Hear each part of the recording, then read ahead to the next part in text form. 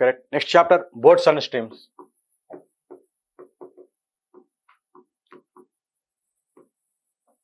పడవలు, ప్రవాహాలు. Right. So ఎక్కువ మంది ఈ చాప్టర్లో కన్ఫ్యూజ్ అవుతూ ఉంటారు. మెయిన్ రీజన్ చాప్టర్లో ఎక్కువ మంది కన్ఫ్యూజ్ అవుతూ ఉంటారు. రైట్. కేసు ఏంటంటే ప్రాబ్లమ్స్ ఏం డిఫికల్ట్ కాదు, క్వశ్చన్ రిసీవ్ చేసుకోవడం రైట్ సింపుల్. కాకపోతే ఈ క్వశ్చన్ చదివి రిసీవ్ చేసుకోవడం డిఫరెంట్గా ఉండడం వల్ల అసలు కష్టపడుతూ ఉంటారు. సో అందుకు మనం చాప్టర్ను ఆ కేసెస్ లేకోకుండా కొంచెం ఈజీగా చేయడానికి చేద్దాం. సో ఇక్కడ ఈ చాప్టర్ మొత్తంలో మనకు యూజ్ అయ్యే టర్మ్స్ చూద్దాం. First speed of boat in still water. Speed of boat in still water. నిశ్చల నీటిలో పడవ వేగం. నిశ్చల నీటిలో పడవ వేగం. B still water. Right. Flow ఏం లేదు, స్టిల్ వాటర్ ఉన్నప్పుడు మనకు బి. సో ఈ కేసు తీసుకుంటే మనం బోట్ బదులు మ్యాన్ రాని, స్టీమర్ రాని, షిప్ రాని మనం ఏం తీసుకుంటాం, బీనే అని తీసుకుంటూ ఉంటాం. Next speed of stream. Stream అనొచ్చు, కరెంట్ అనొచ్చు, ఫ్లో అనొచ్చు, వాడు ఏదైనా ఇచ్చిండొచ్చు క్వశ్చన్లో. రైట్. Speed of stream. ప్రవాహ వేగం. ప్రవాహ వేగంను స్ట్రీమ్ కాబట్టి ఎస్గా తీసుకుందాం అంతే మనం. Right. Simple.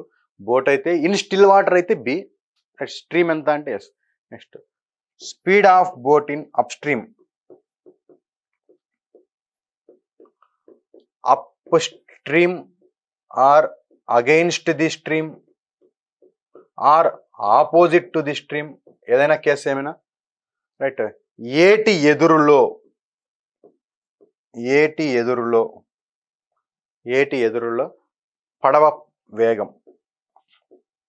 Right. General case చూసుకొని మనం ఎయిర్లో పోయి స్విమ్మింగ్ చేసేటప్పుడు ఫ్లో ఉండే డైరెక్షన్లో అయితే స్పీడ్ మనది ఇంకా ఇంక్రీజ్ అవుతుంది. ఆపోజిట్ ఫ్లోలో అయితే మనం అంత స్పీడ్గా చేయగలుగుతామా స్విమ్మింగ్? కష్టం.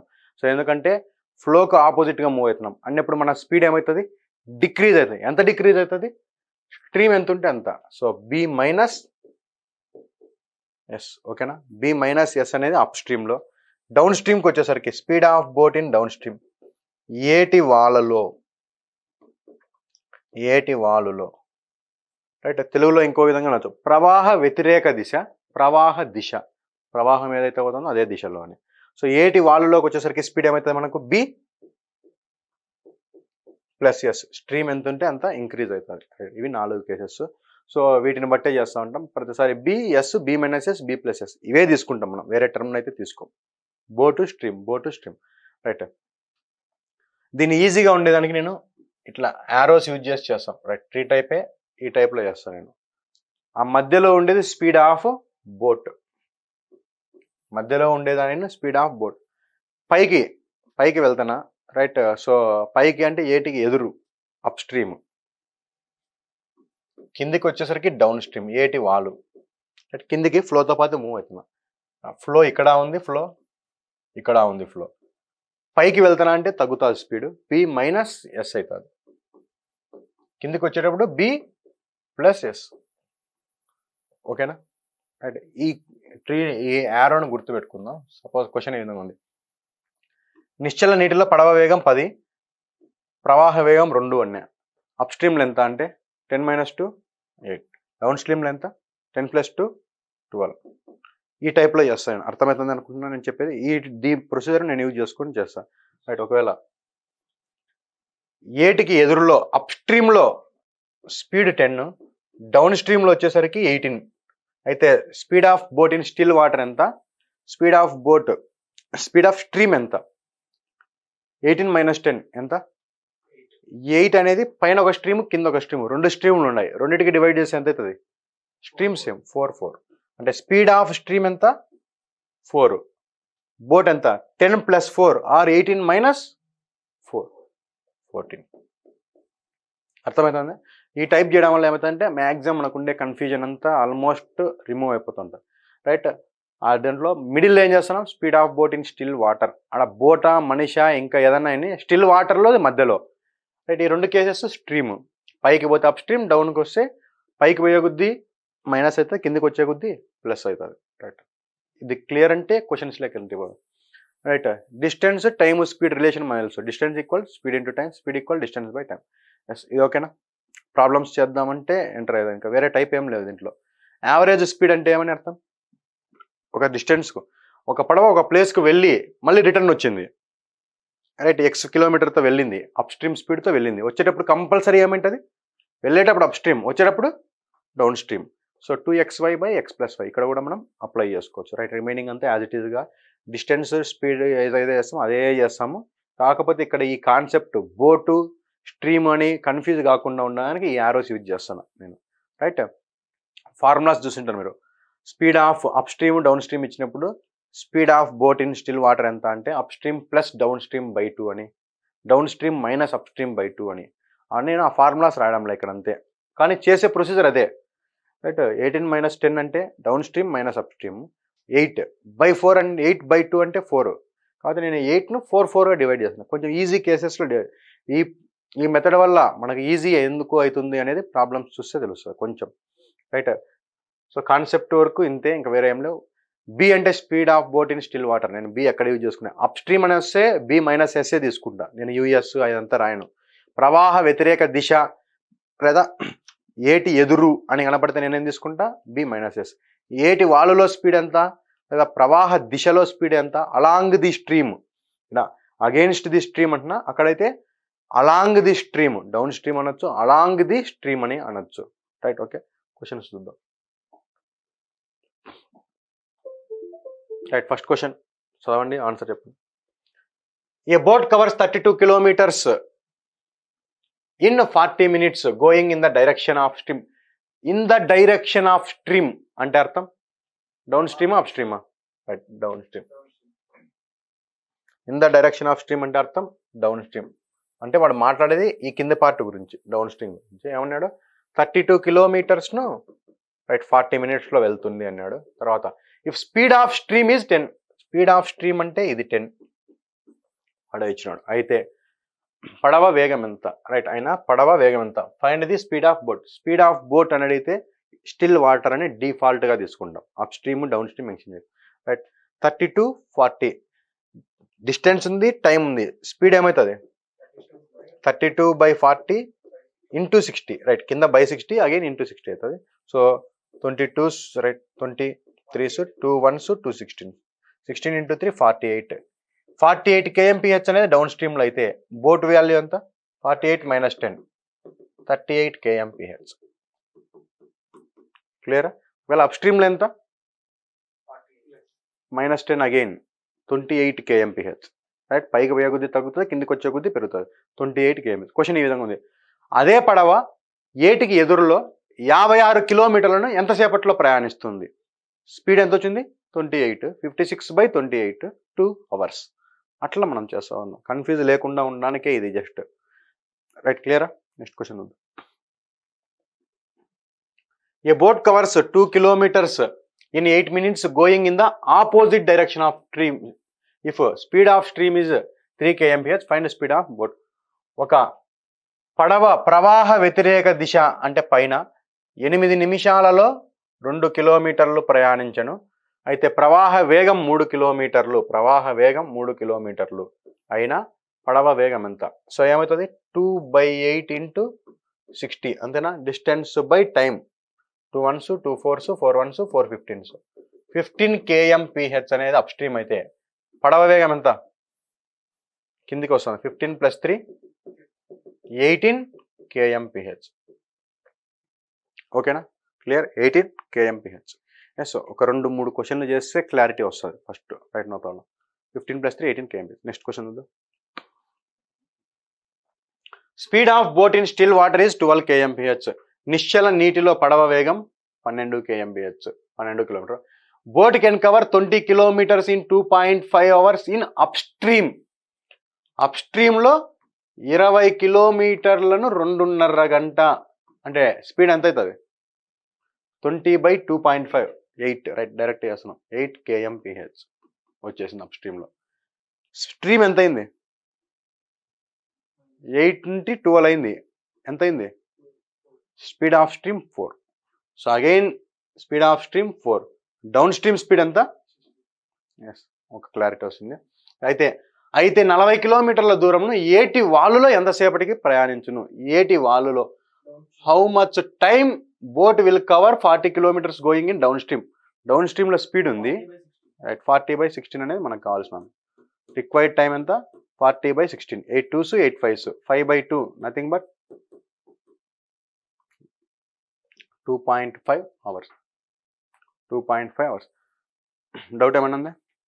క్లియర్? ఏదైనా డౌట్ ఉంటుంది పైన 20 కిలోమీటర్స్ను 2.5 hours స్పీడ్ కనుక్కున్నాం. స్పీడ్ వచ్చింది ఆల్రెడీ బోట్ ఇచ్చేసినాడు 12 అని. 12లో 8కు డిఫరెన్స్ ఎంత అంటే ఆ 4 అనేది స్ట్రీమ్, కింద కూడా అంతే స్ట్రీమ్. డౌన్ స్ట్రీమ్లో స్పీడ్ ఎంత? 16. 40/16 2.5 hours మనకు కావాల్సిన రిక్వైర్డ్ టైం. సో క్వశ్చన్స్ ఎట్లా ఫ్రేమ్ అయ్యేది అర్థమవుతుంది. Next, right. A boat can cover 13 kilometers in 52 minutes going in upstream. If speed of stream is 3 kmph, then in how much time will it cover 40 kilometers going in downstream? Right, వాడే మాట్లాడినాడు. So first మాట్లాడింది ఏంది?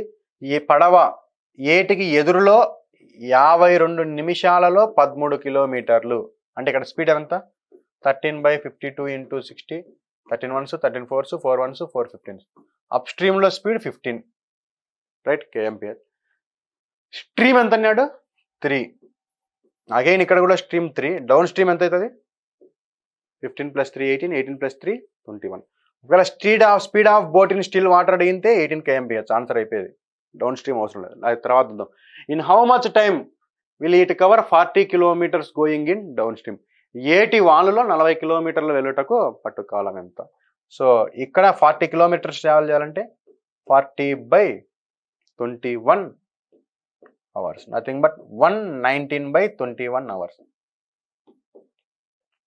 Doubt ఏమన్నా ఉందా? Clear. So down stream, up stream, speed of boat. నేను ఇక్కడ B అని రాయడం లేదు, రైట్.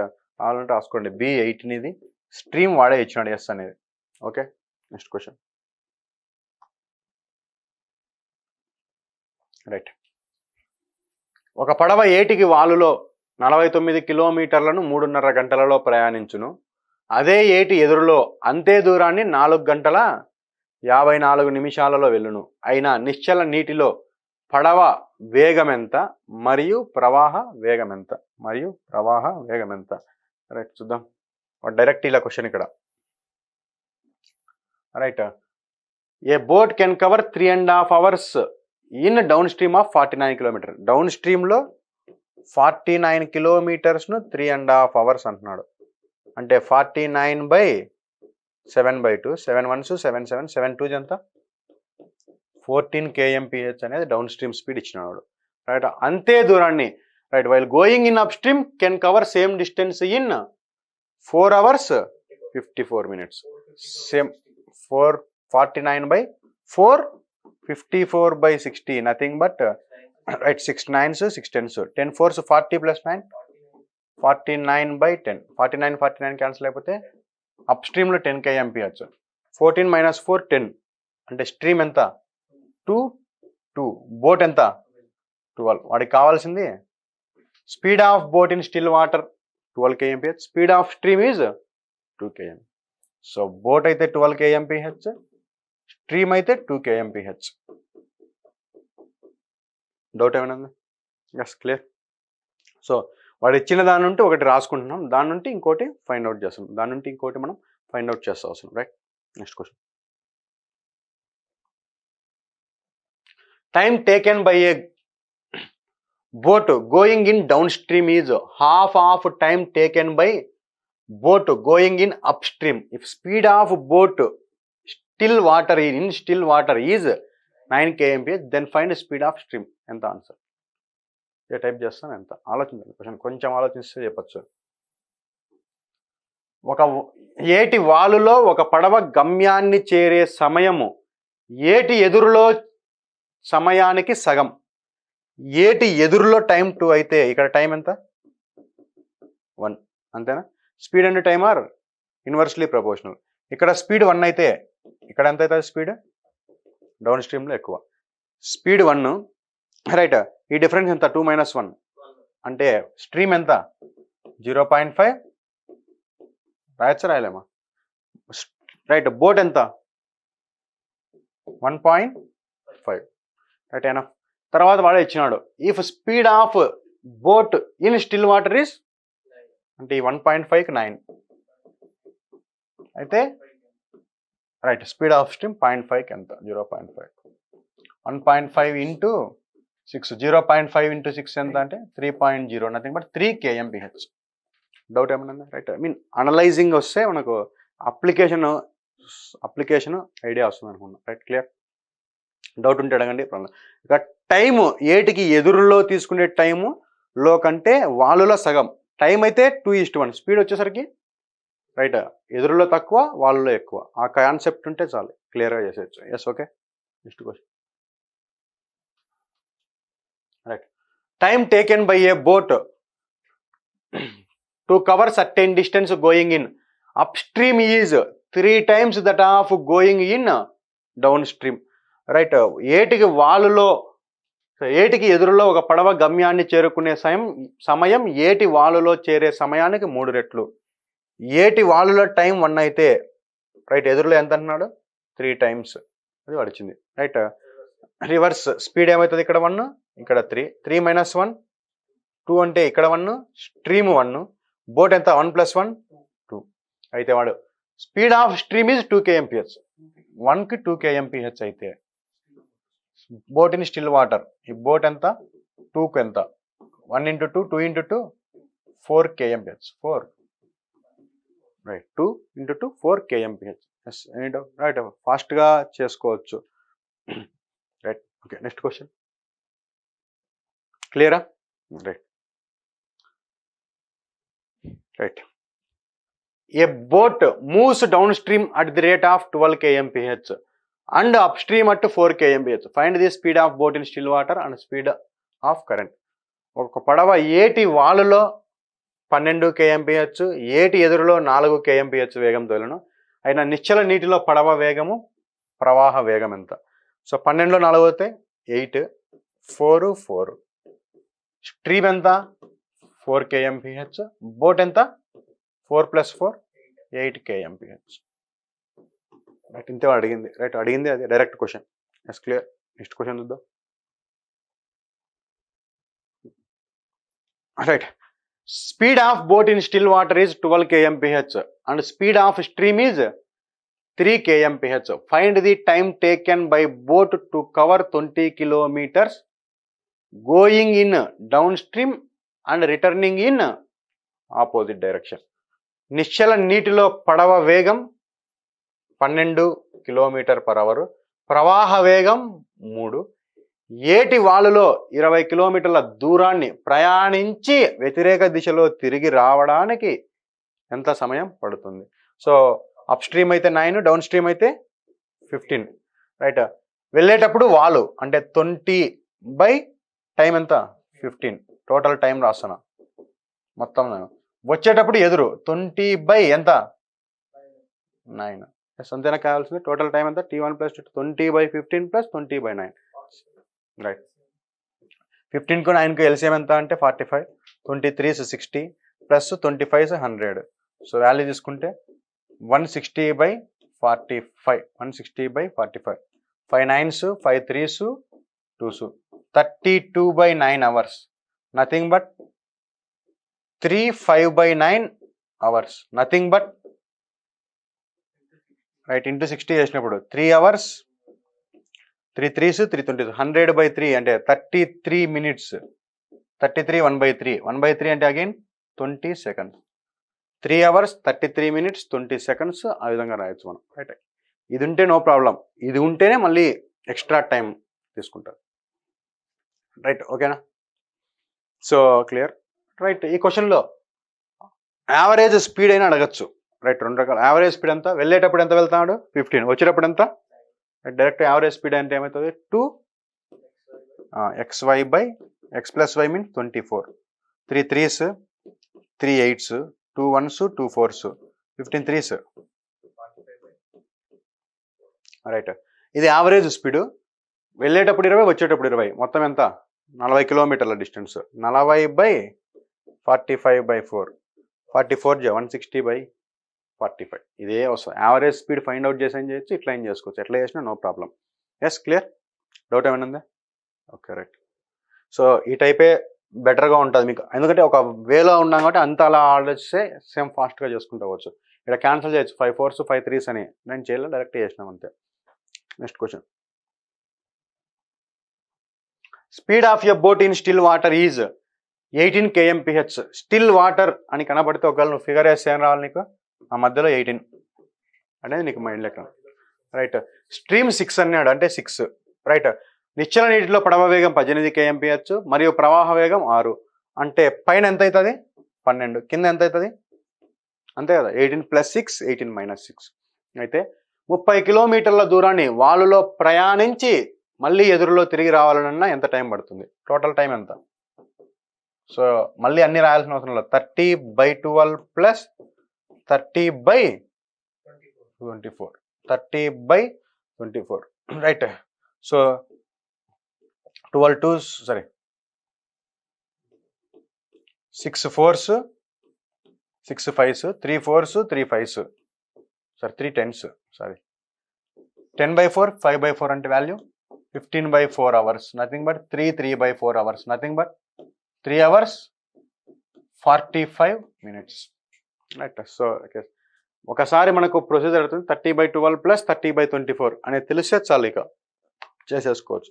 ఎస్, డౌట్ ఏమన్నా? ఓకే. Next question.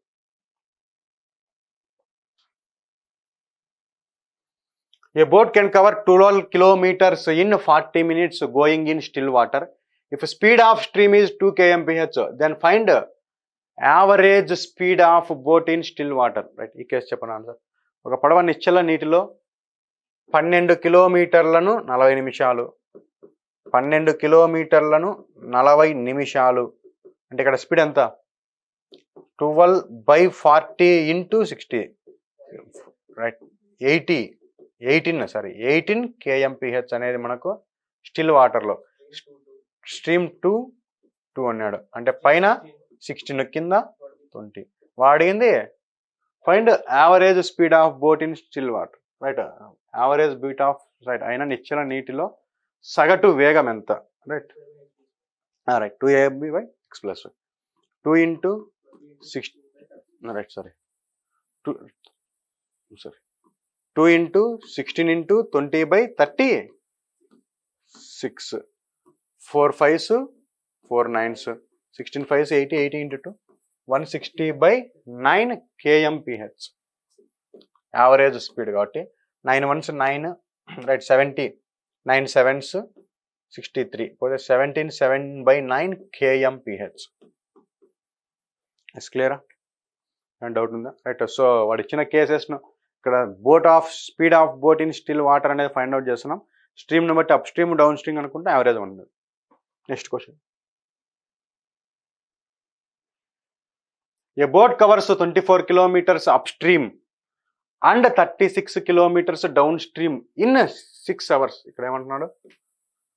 అప్ స్ట్రీమ్లో 24 kilometers, డౌన్ స్ట్రీమ్లో 36 kilometers కలిపి 6 hours ట్రావెల్ చేసింది అంటున్నాడు.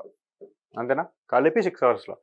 It covers 36 kilometers upstream and 24 kilometers downstream in 6.5 hours. In 6.5 hours. అయితే రైట్. అయితే ప్రయాణించిన ప్రవాహ వేగం స్పీడ్ ఆఫ్ స్ట్రీమ్ ఎంత? రైట్. ఈ type of questions. Right. Boats and స్ట్రీమ్లో రైట్ కొంచెం డిఫరెంట్ మెథడ్స్ అంటే ఇవే, ఇంతకుమించి ఇంకా వేరే లేవు. డిఫికల్ట్ అన్నా కూడా ఇదే, ఇంతకుమించి ఇంకా హైయెస్ట్ ఏం లేవు. ఈ టైప్ క్వశ్చన్స్ వచ్చినప్పుడు జనరల్గా అయితే B+S B - S అట్లా రాసుకొని చేస్తే పెద్ద ఈక్వేషన్ 24/B - S అప్ స్ట్రీమ్లో B - S, ఇక్కడ B+S = 6. 36/B - S 24/B + S = 6. ఆ రెండింటిని సాల్వ్ చేసి B వాల్యూ S వాల్యూ కనుక్కోవడమే. కాకపోతే వెరీ లెంతీ ఆ ఈక్వేషన్స్ సాల్వ్ చేయడం. అందుకు ఈ టైప్ ఆఫ్ క్వశ్చన్స్కు నేనేం చేస్తానంటే మనం ఒక చిన్న మెథడ్. ఏ టైప్ అంటే HCF ఫైండ్ అవుట్ చేసేది. కాకపోతే ఇక్కడ ఏదైతే ఫ్రాక్షన్ ఉందో ఆ ఫ్రాక్షన్ రాకూడదు నాకు. 13/2ను ఫ్రాక్షన్ తీసేయాలంటే ఏం చేయాలి? 13/2 ఉంది, ఆ 2ని తీసేయాలంటే ఇంటూ 2తో మల్టిప్లై చేస్తాం. దీన్ని ఇంటూ 2 చేయండి, మొత్తం వాల్యూ ఏమవుతుంది? 36 2s 72 కిలోమీటర్స్ ప్లస్ 48 కిలోమీటర్స్ను ట్రావెల్ చేయడానికి 13 అవర్స్.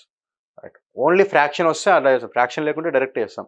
ఈ విధంగా ఇచ్చినప్పుడు HCF of down stream, HCF of down stream చేస్తే డౌన్ స్ట్రీమ్ స్పీడ్ వచ్చేస్తుంది డైరెక్ట్గా.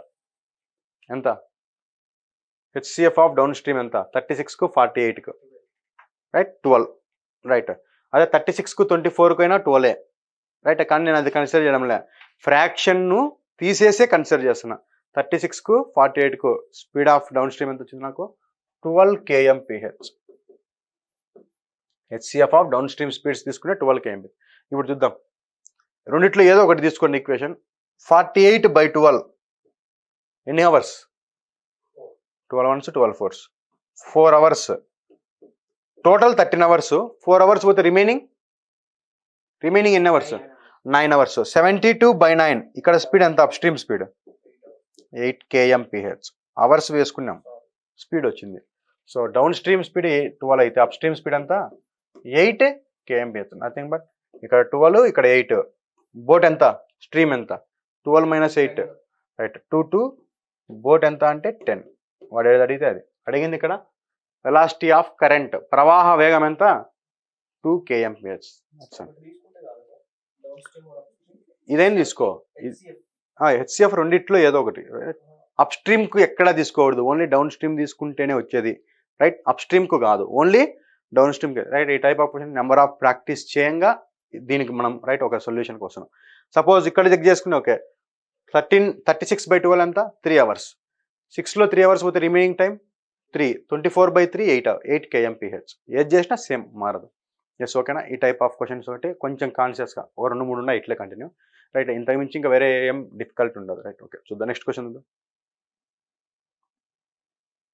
ఏ boat goes 24 kilometers upstream and 28 kilometers downstream in 6 hours, right. అప్ స్ట్రీమ్లో 24 kilometers, రైట్. ఏటి వాలులో 28 kilometerలను 6 గంటల్లో పోయాను. అదే పడవ ఏటి ఎదురులో 30 kilometers, ఏటి వాలులో 21 kilometers 6.5 గంటలలో పోయిన ప్రవాహ నీటిలో పడవ వేగం ఎంత? నిశ్చల నీటిలో పడవ వేగం. దీన్ని కూడా again into 2 years మార్చేస్తాం. 32s 60, 21 2s 42 kilometers, 6.5 into 2 13 hours, right. HCF of 28 and 42 ఎంత? బాగా చూడండి, రైట్. అది హెచ్సిఎఫ్ ఆఫ్ 28 and 42కు చేసే డౌన్ స్ట్రీమ్ స్పీడ్ ఎంత? 14.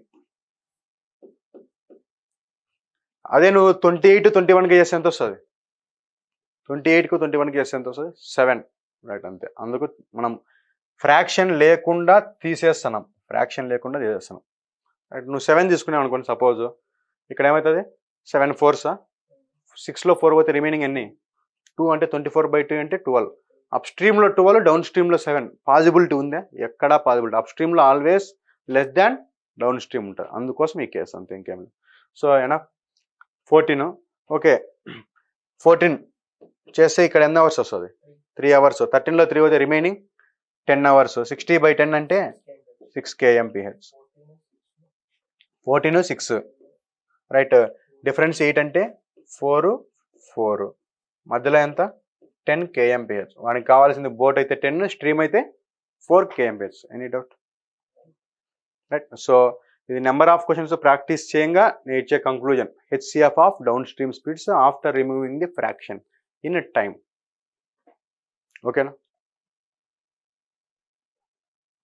నెక్స్ట్ క్వశ్చన్ చూడండి, రైట్. ఫ్రాక్షన్ వస్తేనే ప్రాబ్లం, ఫ్రాక్షన్ లేకపోతే ఈజీ, రైట్. డౌన్ సరే ఏటికి ఎదురులో 48 kilometers, ఏటికి ఎదురులో 48 kilometers, మరియు వాలులో 36 kilometersలను 11 గంటలలో పోయాను.